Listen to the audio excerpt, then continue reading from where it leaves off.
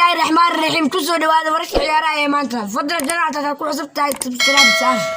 jambalaalka furasi aad ugu noqdo daawada ugu horeeya muuqaalkeena daawado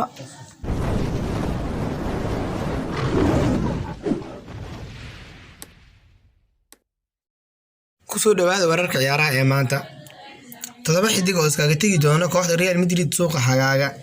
Rivaldo Lautaro Martinez macaan halka Barcelona halkan xidig ayaa ku soo celi kara halka uu sareeysa hadaba waa kuma ciyaaryahankaasi kooxda Manchester United oo hesha wada ay Jadon Sancho uu qancinayso inuu yimaado Old Trafford Ronaldo Koeman oo weerar ku qaaday kooxda Barcelona iyo Frank de Jong oo sabab u ah hadaba kusoo dhawaada warkii oo faahfaahsan wargeyska Mundo Deportivo ayaa shaaca ka qaaday liis xidiga oo la filayo inay isaga tagaan kooxda Real Madrid dhamaadka xilli ciyaareedkan xilli uu sanadiisii doonayo inuu dib u dhis ku sameeyo kooxdiisa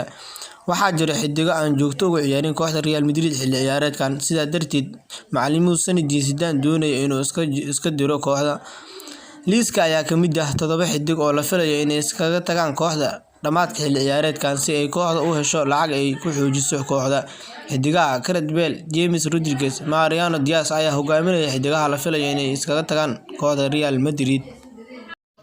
kooxda Barcelona ayaa bartilmaameedkooda ugu weyn suuqa xagaaga ka dhigatay xidiga kooxda Inter Milan ee Lautaro Martinez laakiin xidigii hore ee kooxda Rivaldo ayaa rumaysan inay Barcelona sameynayso qalad kale hadii ay u dhaqaaqdo saxiixa Lautaro Martinez isagoo oo kula taliyay inuu Neymar yahay xidig ay u baahan yihiin Rivaldo ayaa waqtigiisa ugu fiicnaa ku qaata kooxda Barcelona waxa uu sheegay in kooxdu darab macquul ah ka gudbi miiska u saarto PSG si ay u helaan saxiixa Neymar Lautaro ma ahan halkan Barcelona waqti xaadirkan Neymar ayaa ku soo celin kara halka ugu sareysa kubadda cagta waana in ay ka dhigtaan bartilmaameedkooda ugu muhiimsan ayuu Rivaldo yidhi uma maleynaya in ay diiradda saaraan xidig kaliya waa in ay soo celiyaan Neymar si ay u dhisaan koox awood leh Barcelona waa in ay PSG miiska u saarto qiimo macquul ah si ay u hesho Neymar marka loo eego in ay Neymar diyaar u tahay in ay aqbasho Lautaro Martinez waa 22 jir waxa uu weli u baahan yahay inuu khibrad helo waxa uu u baahan yahay khibrad fiican oo ka dhigta ciyaartoy fiican arintaas ayaana ka dhigaysa inuu noqdo xidiga sare mustaqbalka xidiga Jadon Sancho ayaa kamid ah xidigaha aadka loola hadalhayo suuqa kala iibsiga xagaaga waxaana isku baacsanaya kooxo badan oo Premier League ah kuwaas oo doonaya saxiixiisa laakiin kooxda Manchester United ayaa rajo weyn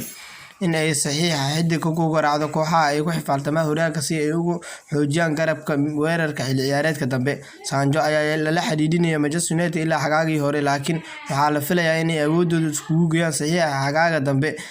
dhamaadka xilli ciyaareedkan wargeyska Express ayaa sheegay in ay kooxda Manchester United rajeynayso in ay 100 milyan kula soo wareegto xidiga iyaga oo waliba haatanba u ballan qaaday in uu kooxda u xidhan doono nambarka 7 oo uu ka tagay xidiga Alex Sanchez kaas oo amaah uga tagay kooxda kuna biiray Inter Milan Solskjaer ayaa doonaynin in uu Alex Sanchez ku soo laabto kooxda sidaas lagu iibiyo xidiga xagaaga si uu Sancho u siiyo lambarka 7 si uu ugu qanciyo inuu yimaado kooxda Sancho ayaa xilli ciyaareedkan ku jira qaab ciyaareedkiisii ugu fiicnaa isaga oo dhaliyay 17 gool sidoo kale caawiye ka noqday 19 gool tartamada oo dhan tababaraha xulka Holland Ronaldo Koeman ayaa weerar ku qaaday kooxda Barcelona isagoo sheegay in ay booskiisa fiicnaa ka ciyaarsiinay xidiga Frank de Jong ayaa Barcelona ku soo biiray xagaagii laakiin ilaa hadda waxa uu dhibaatoonaya inuu soo bandhigo qaab ciyaareedkii xilli ciyaareedkii hore inkasta oo ciyaaray 17 kulan tartamada oo dhan Frank de Jong ayaa sida caadiga ah ka ciyaara qadka dhexe ee dambe laakiin booskaas waxa ka ciyaara Sergio Busquets taas oo keentay in qadka dhexe ee hore laga ciyaarsiiyo xidiga 22 jirka ah Koeman oo ah tababaraha xulka qaranka Holland ayaa Barcelona ku weeraray in xidiga qadka dhexe ee Frank de Jong ka ciyaarsiinay booska aan ahayn booskiisa saxda ah waxa muhiim ah inuu ciyaaro kulamo badan inkasta oo uu ka ciyaarin booskiisa saxda ah ayuu Koeman u sheegay marka xulka qaranka wuxuu uga ciyaaraa qadka dhexe ee dambe laakiin Barcelona uga ciyaaro booska uu hadda uga ciyaaro Barcelona wuu ka duwan yahay midka uu uga ciyaaro xulka qaranka amba uga ciyaari jiray kooxda Ajax